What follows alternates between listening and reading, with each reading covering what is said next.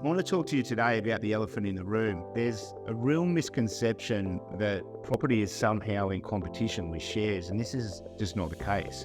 So what's the difference between property and shares, and where does your super fit in?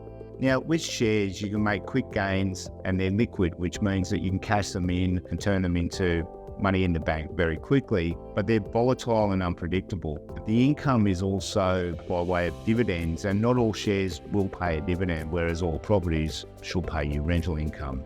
That's a risk factor when we talk about risk or volatility, but there's also very little access to leverage. If I have $100,000 worth of shares, I might be able to borrow for another $100,000 worth of shares and not know where the income's coming from.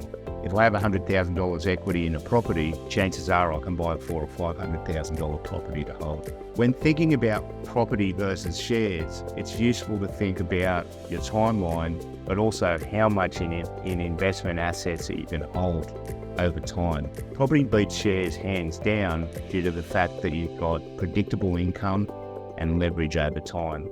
Financial planners that I work with and accountants all know this. I hope this perspective helps. Happy investing.